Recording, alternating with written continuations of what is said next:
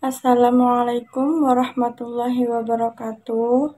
Perkenalkan, nama saya Najwa Giara Eka Azahra, nomor NIM 24090082 dari Prodi D4 Teknik Informatika. Di sini saya akan menjelaskan materi tentang VPN dan TCP atau IP. Saya akan menjelaskan tentang VPN. VPN adalah perangkat lunak yang memungkinkan para penggunanya dapat terhubung atau tersambung ke layanan internet secara pribadi. VPN juga dikatakan mampu memberikan akses secara aman melalui koneksi server dengan menyembunyikan jejak data pribadi dan pemakainya. Jenis-jenis VPN. 1. Remote Access VPN, yaitu memungkinkan pengguna individual untuk terhubung ke jaringan pribadi dan dari jarak jauh melalui internet, dan keuntungannya yaitu 1. Akses aman ke jaringan internet perusahaan. Yang kedua, memungkinkan karyawan bekerja dari mana saja dengan koneksi internet. Yang kedua, seat-to-seat VPN, yaitu menghubungkan seluruh jaringan di satu lokasi ke jaringan di lokasi lain. Keuntungan dari seat-to-seat VPN yaitu 1. Memungkinkan komunikasi antara kantor pusat dan kantor cabang secara aman. Yang kedua, mengurangi biaya komunikasi jarak jauh.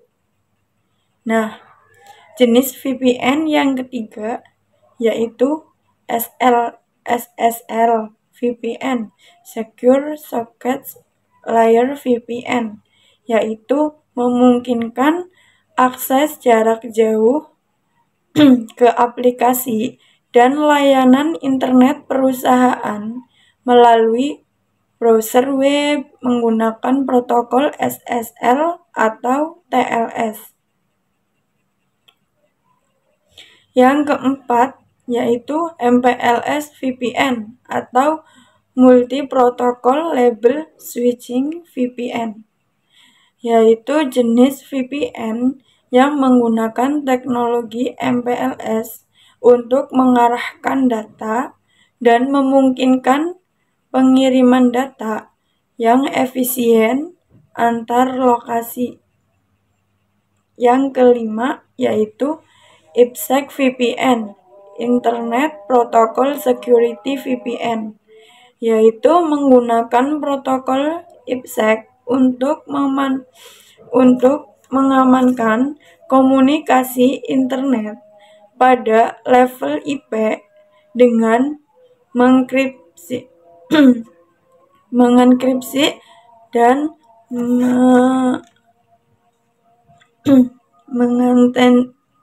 mengantentikasi paket IP.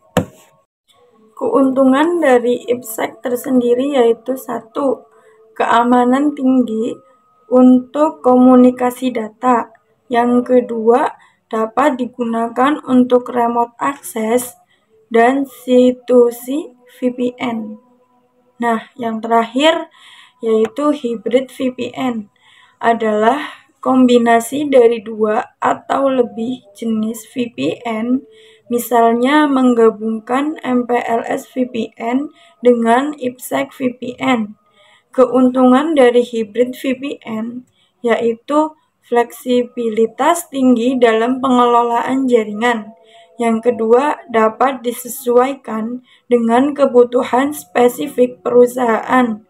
Dan yang terakhir, keamanan data dengan melindungi data pribadi dan informasi sensitif dari akses yang tidak sah. Nah, selain jenis-jenis VPN, di sini saya juga akan menerangkan tentang manfaat dari VPN. Manfaat dari VPN tersendiri yaitu meliputi 1. Privasi. VPN menyembunyikan alamat IP dan identitas online pengguna dari penyedia layanan internet dan pihak lain yang membantu aktivitas online. Yang kedua, keamanan. Menggunakan kriptografi untuk melindungi koneksi internet dan akses tidak sah. Yang ketiga, akses jarak jauh. Memungkinkan karyawan untuk bekerja dari jarak jauh dengan aman. Yang keempat, akses konten terbatas. Yang kelima, mencegah bandwidth throttling. Yang keenam,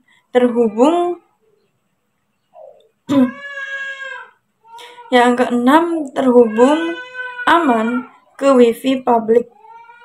Yang kedua yaitu TCP atau IP. TCP adalah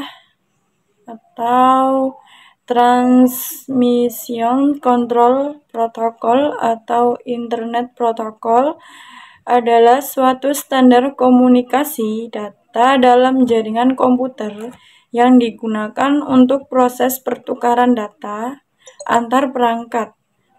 Pertukaran data tersebut biasanya dilakukan oleh komunitas tertentu yang terhubung melalui jaringan internet.